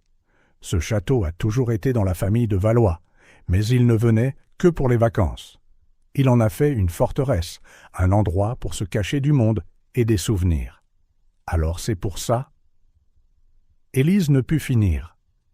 Qu'il réagit comme il le fait, dit madame Lambert, complétant la pensée d'Élise. Oui, cette photo que vous avez accidentellement cassée, c'était leur dernière photo ensemble, prise la veille de l'accident dans un parc d'attractions. Élise déglutit, se rappelant la rage explosive d'Antoine, qui prenait maintenant un sens douloureux. Je n'aurais jamais imaginé. Personne ne l'imagine, dit madame Lambert avec un soupir. Les gens voient l'homme d'affaires prospère, l'homme froid et distant. Ils ne voient pas le père et le mari détruits par la perte. Elle marqua une pause, puis ajouta « Il n'avait pas interagi avec des enfants depuis James, jusqu'à ce que vos garçons arrivent. Cela explique pourquoi il a l'air si mal à l'aise parfois, murmura Élise, principalement pour elle-même. Mal à l'aise n'est pas le bon mot, corrigea madame Lambert. Il a peur. Peur ? Peur de s'attacher à nouveau, de ressentir à nouveau. Madame Lambert croisa le regard d'Élise. Quand on perd quelqu'un qu'on aime si tragiquement, la douleur est insupportable. Certaines personnes y font face en refusant d'aimer à nouveau. C'est ce qu'il a fait. Élise médita les paroles de madame Lambert en finissant son café. Tout prenait sens maintenant. Les longs silences, le vide du château, la réaction à la photo, et surtout la façon dont Antoine interagissait avec les jumeaux, un mélange de fascination et de retrait, comme quelqu'un s'approchant d'un feu, sachant qu'il pourrait le brûler. « Pourquoi me dites-vous cela maintenant » demanda enfin Élise. Madame Lambert se leva et porta sa tasse à l'évier. « Parce que vos enfants ont réveillé quelque chose en lui, quelque chose que je croyais disparu pour toujours. » Elle se tourna vers Élise. « Et parce que je pense que vous devez comprendre ce qui se passe, pour le bien des garçons et pour le sien. » Antoine observait depuis la fenêtre de son bureau Élise arriver avec les jumeaux. Même de loin, il pouvait voir leur excitation, la façon dont ils rebondissaient à côté de leur mère. Jules, toujours le plus exubérant, pointait le ciel, commentant probablement les nuages qui laissaient présager de la neige. Gabin, plus calme, tenait fermement la main d'Élise, mais ses yeux parcoururent le jardin, cherchant peut-être des lapins. Un sourire involontaire se dessina sur les lèvres d'Antoine avant qu'il ne puisse le réprimer. Au cours des dernières semaines, il s'était habitué à la présence des jumeaux au château. Ils apportaient une sorte de chaos organisé qui, étonnamment, ne le dérangeait pas. En fait, il se surprenait parfois à attendre leur arrivée avec impatience, et cela l'effrayait profondément. La semaine dernière, il avait montré à Gabin sa collection de voitures miniatures, conservées dans une vitrine de la bibliothèque. L'intérêt sincère du garçon, la façon prudente dont il manipulait chaque pièce, le barrage de questions intelligentes. Tout cela avait brièvement transporté Antoine à une autre époque avec un autre garçon, tout aussi curieux, tout aussi doux. Un instant, il avait oublié la douleur, et immédiatement après, la culpabilité l'avait frappé comme un coup de poing à l'estomac. Comment pouvait-il s'autoriser ces moments de joie alors que James ne grandirait, n'apprendrait, ne vivrait jamais? Comment pouvait-il ressentir de l'affection pour d'autres enfants alors que son propre fils reposait sous une pierre tombale froide? Antoine se détourna de la fenêtre, déterminé à garder ses distances aujourd'hui. Il avait plusieurs conférences téléphoniques prévues, des rapports à examiner, des emails à répondre, des raisons légitimes de rester enfermé dans son bureau, loin de la tentation de sourire à nouveau, de ressentir à nouveau. Élise remarqua le changement de comportement d'Antoine dès leur entrée au château. Normalement, il trouvait une excuse pour passer par la cuisine, à leur arrivée, vérifier le café, poser une question à Madame Lambert, récupérer un document oublié. Aujourd'hui, aucun signe de lui. Les jumeaux le remarquèrent aussi. Pendant le déjeuner, Jules demanda « Monsieur de Valois ne vient pas aujourd'hui ?» Élise échangea un regard avec Madame Lambert. « Il est probablement occupé, mon chéri. Il a beaucoup de travail. Mais il a dit qu'il me montrerait d'autres voitures miniatures, » murmura Gabin, déçu. « Peut-être un autre jour, » dit Élise, essayant de paraître positive. Après le déjeuner, pendant que les enfants colorièrent à la table de la cuisine, Élise reprit ses tâches. En passant dans le couloir menant au bureau d'Antoine, elle remarqua que la porte était fermement fermée, contrairement au jour précédent où elle était laissée entr'ouverte. Elle hésita, se demandant si elle devait frapper. Les révélations de Madame Lambert ce matin résonnaient encore dans son esprit, lui donnant un nouvel aperçu de l'homme derrière cette porte. Il n'était pas seulement un patron distant et caractériel, il était quelqu'un de profondément blessé, essayant de protéger le peu qui lui restait. Elle décida de respecter son espace. Antoine devait affronter ses propres fantômes, à son propre rythme. Le pousser à affronter sa douleur n'aiderait personne. Quand elle retourna à la cuisine, elle trouva les jumeaux agités. « On peut chercher Monsieur de Valois ?» demanda Jules en sautant de sa chaise. « Je veux lui montrer mon nouveau dessin. »« Non, mon cœur, il travaille et ne peut pas être dérangé. »« Mais il regarde toujours nos dessins, » argumenta Gabin. Élise soupira, ne sachant comment expliquer. Parfois, les gens ont besoin de temps seuls, même s'ils nous aiment bien. Ce n'est pas que Monsieur de Valois ne veut pas vous voir, il est juste occupé. Les garçons semblaient digérer ces paroles, bien qu'ils restent peu convaincus. Élise suggéra une promenade dans le jardin intérieur, espérant qu'ils pourraient apercevoir Pompon et sa famille. La mention des lapins les distraya pour le moment, mais Élise remarqua comment ils continuaient de jeter des regards pleins d'espoir vers la maison, comme s'ils s'attendaient à ce qu'Antoine apparaisse. De la fenêtre de sa chambre au 2e étage, Antoine observait Élise et les jumeaux dans le jardin. Gabin était agenouillé près d'un buisson, cherchant probablement des signes de lapin, tandis que Jules courait en cercle, essayant d'attraper les feuilles qui tombaient.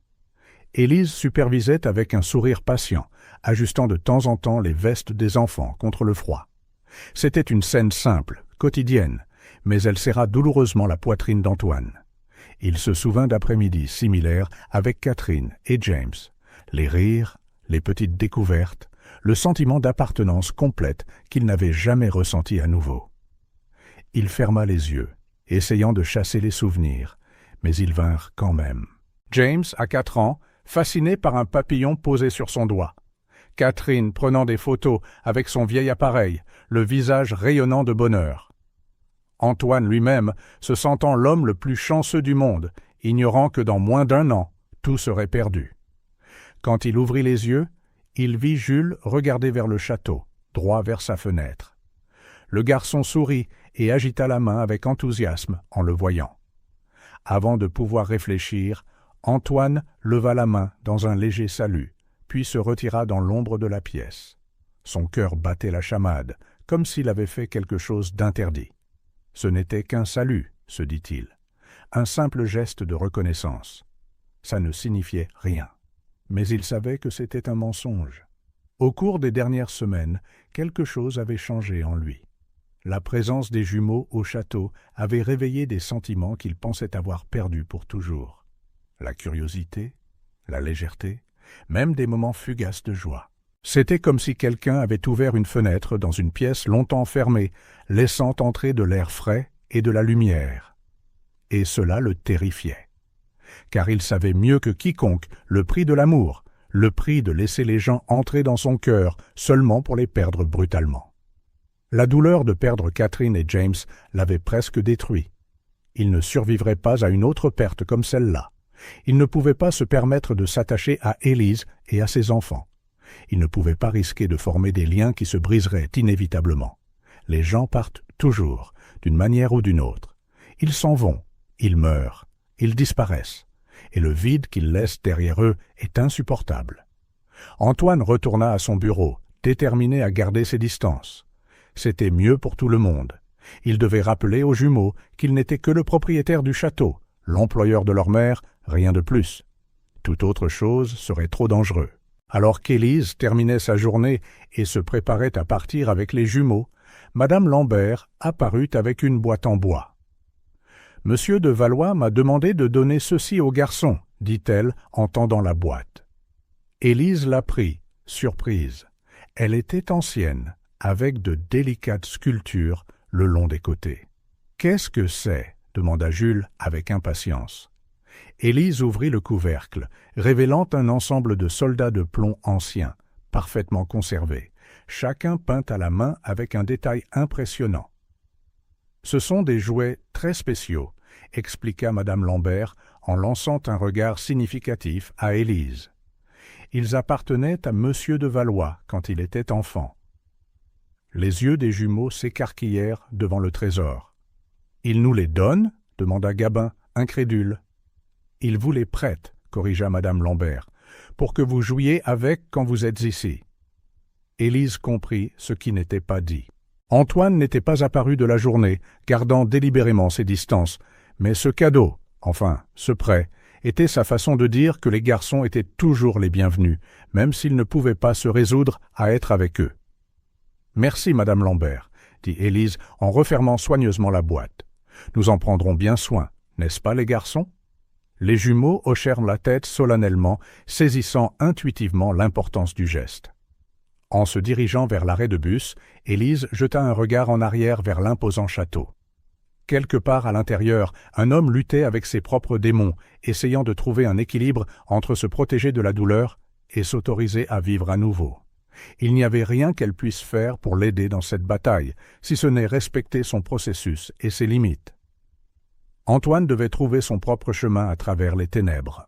Mais peut-être, juste peut-être, 2 enfants de 5 ans avaient déjà commencé à éclairer la voie, sans même s'en rendre compte.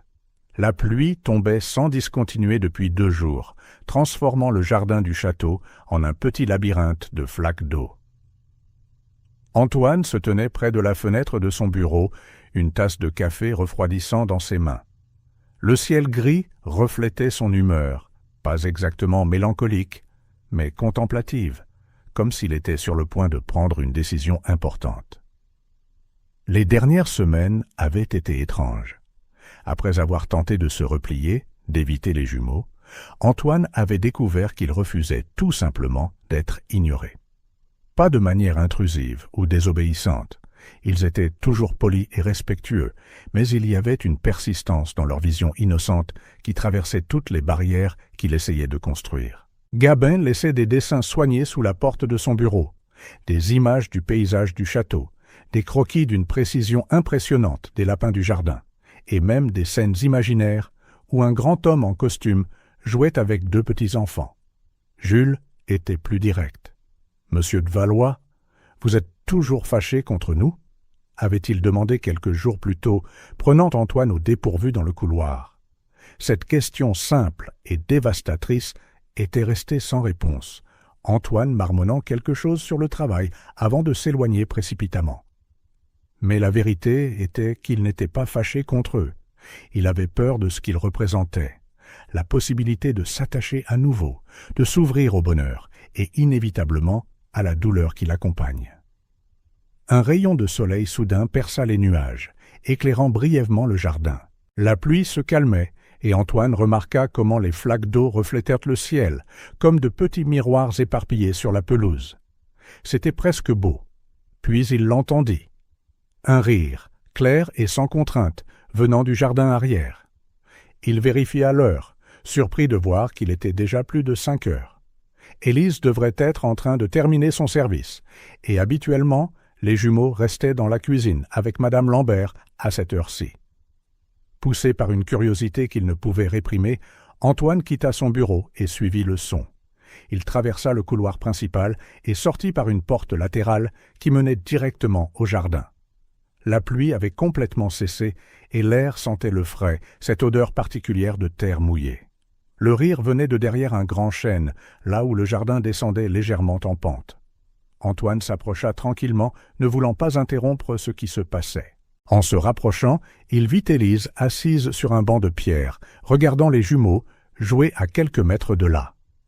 Les garçons étaient complètement absorbés par leur activité, accroupis dans la terre humide, creusant avec de petites pelles en plastique qu'Antoine ne reconnaissait pas, probablement apportées de la maison. Ils étaient absolument sales, leurs vêtements boueux et leurs visages tachetés de terre, mais leur sourire était radieux. « Regarde, Gabin, j'en ai trouvé une autre !» s'exclama Jules en brandissant quelque chose qu'Antoine ne pouvait pas distinguer de cette distance. « Laisse-moi voir. » Gabin se rapprocha, examinant l'objet avec attention. « Elle est juste comme la mienne. » Élise les observait avec un sourire fatigué, mais sincère. Antoine se demanda combien d'heures elle avait travaillé ce jour-là, combien de nuits blanches elle avait passé à s'inquiéter pour les garçons, les factures et un avenir incertain. « Qu'est-ce que vous avez trouvé là, les détectives ?» demanda-t-elle en se penchant en avant. « Un trésor !» s'écria Jules avec enthousiasme. « La pluie les a fait apparaître. » Antoine fit quelques pas de plus, véritablement intrigué. C'est alors que Gabin se tourna, tendant son trésor à sa mère pour qu'elle le voie. Le monde sembla s'arrêter.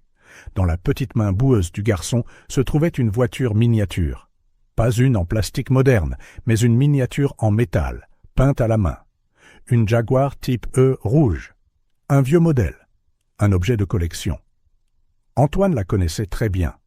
Sans s'en rendre compte, Antoine s'approcha, sortant de l'ombre du chêne. Élise le vit la première, son expression se changeant immédiatement en inquiétude. « Monsieur de Valois, » dit-elle en se levant. « Je suis désolé, nous étions sur le point de partir. La pluie s'est arrêtée et les garçons voulaient prendre l'air avant de... » Antoine l'entendit à peine. Ses yeux étaient rivés sur la voiture dans la main de Gabin. Le garçon remarqua son regard et la lui tendit. « Regardez ce qu'on a trouvé, monsieur de Valois.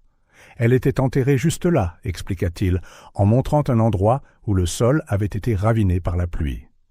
Il y en a d'autres. » Antoine s'approcha lentement, comme hypnotisé, et prit la voiture. La peinture rouge était légèrement délavée, avec des taches de boue, mais elle était indubitable. Il pouvait même voir, sur le dessous, les initiales JC dessinées au marqueur permanent. « James Carter », murmura-t-il si doucement que personne ne l'entendit. Jules s'approcha, tenant deux autres voitures, une Aston Martin verte et une Ford Mustang bleue. « On a trouvé celle-là aussi, monsieur de Valois. Elles sont à vous ?» Antoine sentit quelque chose se briser en lui. Pas douloureusement, mais comme une glace épaisse qui se fissure enfin après un long hiver. « Elles appartenaient à mon fils, dit-il, surpris par la clarté de sa propre voix. Il adorait les voitures miniatures. » Un silence tomba sur le groupe. Élise posa ses mains sur les épaules des jumeaux, comme pour les protéger d'une éventuelle explosion. Mais Antoine se sentait étrangement calme. « Il les a enterrés ici en été, » continua-t-il, les yeux toujours fixés sur la petite Jaguar rouge. « J'avais dit qu'il faisait un trésor pour l'avenir. J'avais complètement oublié. »« Comment s'appelait-il » demanda doucement Gabin. « James, » répondit Antoine, laissant le nom du garçon passer ses lèvres pour la première fois depuis longtemps. « Il avait 5 ans. Comme vous. » Les jumeaux échangèrent un regard, une de ces communications silencieuses que seuls eux semblaient en comprendre. Puis, simultanément, ils firent un pas en avant, tenant toujours les autres voitures de miniature. « Vous les voulez » demanda Jules, offrant les voitures. Cette question, si simple et directe, prononcée sans crainte ni hésitation, frappa Antoine d'une manière qu'il n'attendait pas. Il regarda les voitures, puis les visages des garçons, attendant sa réponse. Et quelque chose changea en lui. « Non, » dit-il finalement. « Je pense que James serait heureux que vous les ayez trouvés. » Les sourires sur les visages des jumeaux étaient comme la lumière du soleil perçant des nuages denses. Antoine sentit ses lèvres se courber en réponse, un mouvement si peu familier après tout ce temps qu'il lui parut étrange. Il jeta un coup d'œil à Élise, qui observait avec des yeux embués de larmes. « Il se fait tard, » dit-il de manière inattendue. « Pourquoi ne rentrez-vous pas tous prendre un chocolat chaud avant de partir ? Je pense que nous le méritons tous après cette journée pluvieuse. » Ce soir-là, après le départ d'Élise et des jumeaux, Antoine ne put dormir. Il resta dans son bureau, tenant cette petite Jaguar rouge, la faisant tourner dans sa main de temps en temps pour que la lumière se reflète sur sa peinture usée. Des souvenirs qu'il avait enfermés pendant des années revinrent en masse, non pas avec la douleur écrasante d'avant, mais avec un sentiment doux amer qui était presque réconfortant. James enterrant un trésor dans le jardin. Catherine riant et prenant des photos avec son vieil appareil. Eux trois, une famille, vivant, aimant, existant ensemble. La douleur de les perdre ne disparaîtrait jamais entièrement, Antoine le savait. Mais peut-être, juste peut-être, ce n'était pas la seule chose qui restait. Il regarda une petite pile de documents sur son bureau, des informations qu'il avait discrètement rassemblées au cours des dernières semaines sur les écoles privées de la région. Au début, il s'était dit que ce n'était que de la curiosité. Mais maintenant, tenant la voiture miniature de James qui faisait le pont entre le passé et le présent, il admit la vérité. Il s'inquiétait pour les jumeaux d'Élise. Il voyait à quel point elle travaillait dur pour leur donner le meilleur, jonglant avec chaque centime. Il voyait le potentiel des garçons, l'intelligence vive et observatrice de Gabin, la créativité vibrante de Jules, et se demandait ce qu'il adviendrait de tels dons dans un monde où les opportunités n'étaient pas toujours justes. Antoine prit l'une des brochures, l'Académie Beaumont, une école renommée connue pour ses programmes de bourse pour les enfants talentueux. On lui avait assuré qu'avec son influence, 2 places pourraient être arrangées pour le prochain semestre, même si c'était en dehors de la période d'inscription normale. Il plaça soigneusement la voiture de James à côté de la brochure, et pour la première fois en 3 ans, prit une décision qui n'impliquait pas de se cacher du monde, mais d'y revenir. « Monsieur de Valois veut nous voir. » Tous les deux. Élise pouvait à peine cacher sa surprise quand Madame Lambert lui transmit le message le lendemain matin. « Oui, dans son bureau. »« Dès que possible, » confirma la gouvernante, arborant un petit sourire qu'Élise ne put déchiffrer. « J'ai fait quelque chose de mal ?» demanda nerveusement Élise. Malgré les récents moments de connexion apparente, Antoine de Valois était toujours son patron et son comportement était au mieux imprévisible. « Je ne crois pas, » répondit Madame Lambert. En fait, il semblait différent ce matin. Différent comment? Plus léger, d'une manière que je n'ai pas vue depuis longtemps. Intriguée et légèrement anxieuse, Élise posa son matériel de nettoyage et se dirigea vers le bureau. Les jumeaux la suivaient tranquillement, Gabin tenant l'une des voitures miniatures qu'ils avaient trouvées la veille, maintenant soigneusement nettoyée, et Jules alternant entre sauts et petits bonds. Antoine les reçut avec une formalité qui semblait légèrement forcée, comme s'il essayait de maintenir une distance qu'il ne souhaitait plus vraiment. Il leur fit signe de s'asseoir sur les chaises devant son bureau. « Les voitures sont propres maintenant, monsieur de Valois, » annonça Jules, brisant le silence gêné. « Maman nous a aidés à enlever toute la terre. »« Oui, » confirma Élise, rougissant un peu.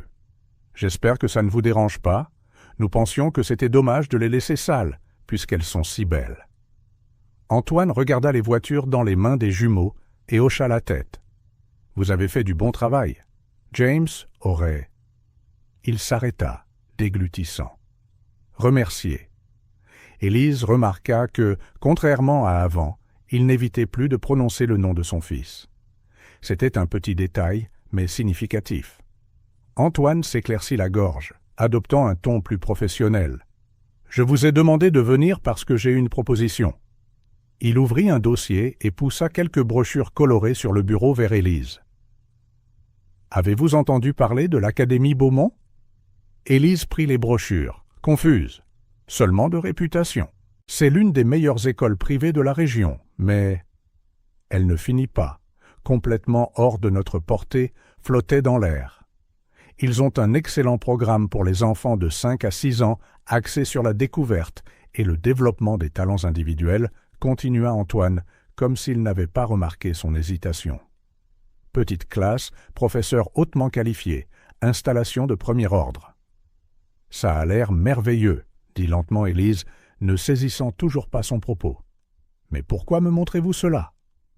Antoine prit une profonde inspiration, comme un plongeur se préparant à plonger dans des eaux inconnues. « J'aimerais offrir des bourses complètes pour Gabin et Jules à l'Académie Beaumont. » Un silence choqué suivit. Les jumeaux se regardèrent, puis regardèrent leur mère et Antoine, sentant l'importance du moment, mais ne comprenant pas tout à fait. « Je ne comprends pas, » dit finalement Élise, sa voix à peine un murmure. « C'est assez simple. J'ai des relations à l'école et assez d'influence pour garantir 2 places. Tous les frais seraient couverts, scolarité, uniforme, fourniture, transport. Ils pourraient commencer au prochain semestre. Mais pourquoi ? La question échappa à Élise avant qu'elle ne puisse l'arrêter. Antoine jeta un bref regard aux voitures dans les mains des jumeaux, puis de nouveau à Élise. Parce qu'ils méritent la meilleure éducation possible. Parce qu'ils ont un potentiel qui ne devrait pas être gaspillé. Parce que...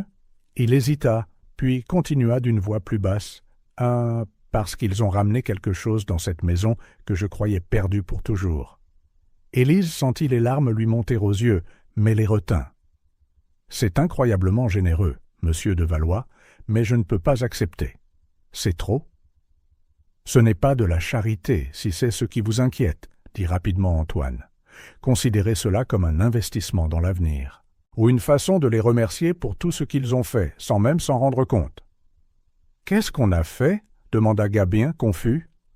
Antoine regarda le garçon, un sourire timide se formant. « Vous m'avez aidé à me souvenir qu'il y a encore de la vie après la perte, qu'il peut encore y avoir de la joie, même quand on pense que tout est parti. » Élise était sans voix. La transformation d'Antoine était presque palpable. Les traits durs de son visage s'étaient adoucis, sa posture moins rigide. L'homme froid et distant qu'elle avait rencontré des mois auparavant cédait lentement la place à quelqu'un capable de vulnérabilité et de connexion. « On peut au moins y réfléchir ?» demanda-t-elle finalement. « Bien sûr, » dit Antoine, « mais ne tardez pas trop.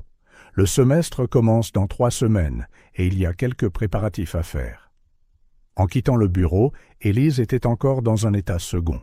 L'offre était plus que ce qu'elle avait jamais rêvé pour ses enfants, une opportunité qui changerait complètement leur vie, ouvrant des portes habituellement fermées aux enfants dans leur situation.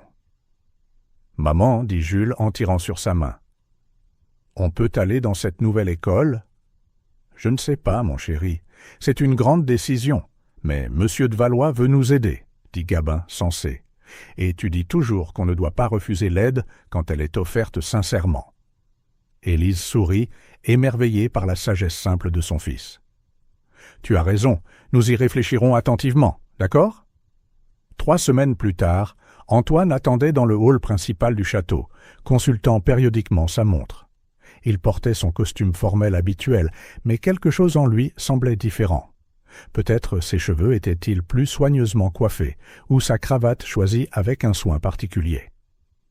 Quand Élise arriva avec les jumeaux, il faillit ne pas les reconnaître. Vêtus des uniformes bleu marine de l'Académie Beaumont, pantalons impeccablement repassés, chemise blanche impeccable, petite cravate et blazer avec l'écusson de l'école. Il semblait soudain plus âgé, plus sérieux.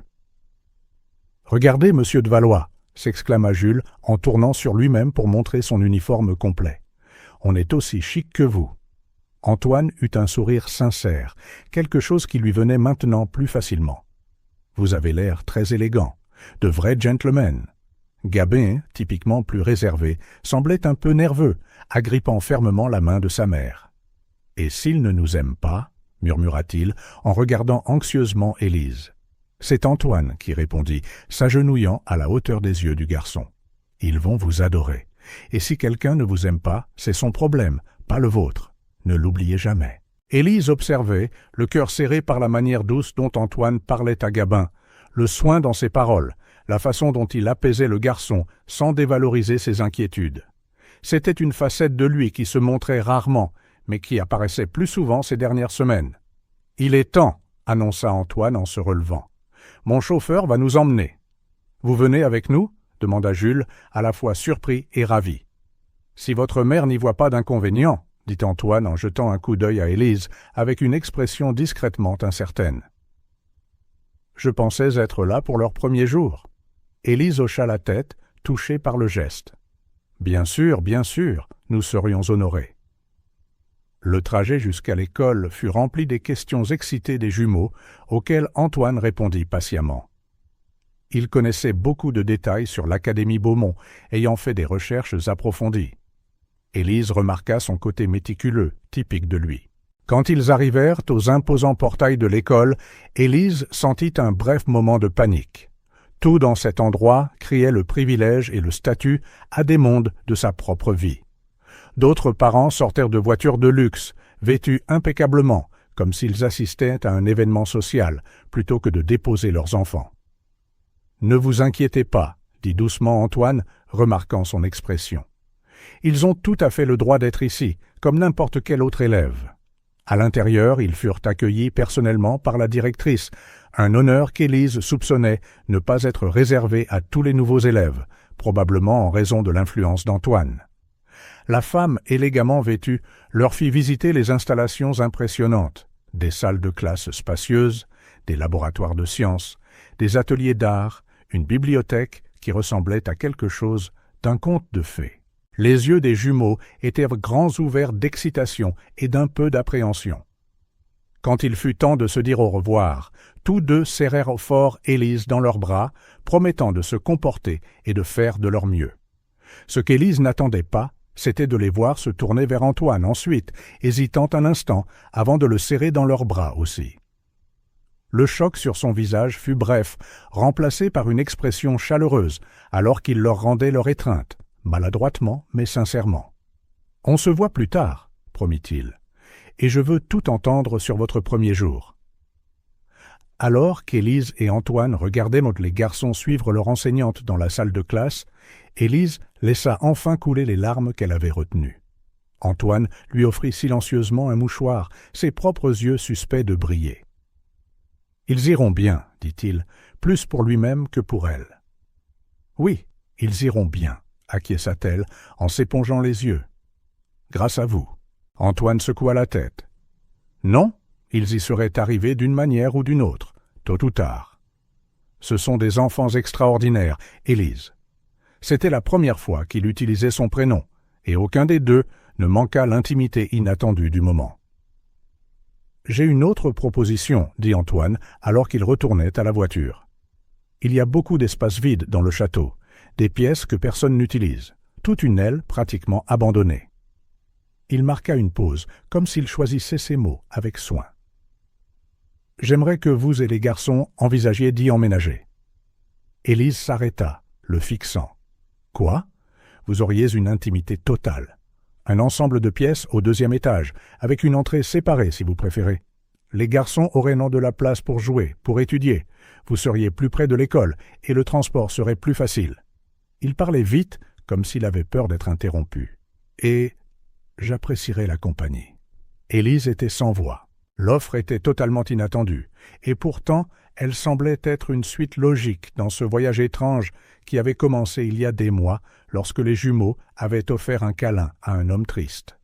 « Vous n'avez pas à répondre tout de suite, » continua Antoine. « Réfléchissez-y, parlez-en aux garçons. » Élise hocha la tête, encore en train d'absorber. « Je le ferai, » promit-elle.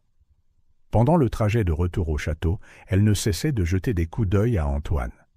Il semblait différent, pas seulement dans sa posture ou le sourire occasionnel qui ne semblait plus si étranger.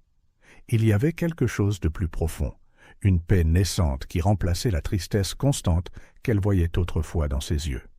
Elle pensa aux jumeaux dans leurs nouveaux uniformes, entrant dans un monde de possibilités qu'elle n'aurait jamais pu leur offrir seule. Elle pensa à l'offre d'Antoine, la chance d'une vie différente, non seulement pour ses garçons, mais aussi pour elle. L'avenir, qui avait toujours semblé si limité, s'étendait maintenant comme un livre plein de pages blanches, attendant d'être écrit. Pour la première fois depuis des années, Élise s'autorisa à imaginer des possibilités qui semblaient autrefois des rêves lointains. Le château de Valois, autrefois symbole de deuil et d'isolement, offrait maintenant une promesse différente. Un nouveau départ, de la guérison, des liens, d'une famille trouvant son chemin de la douleur à quelque chose qui, sinon exactement le bonheur, ressemblait au moins à la paix. Et peut-être, pensa Élise, en regardant par la fenêtre de la voiture le ciel clair du matin, c'était suffisant. Pour l'instant, ils trouveraient le reste, ensemble.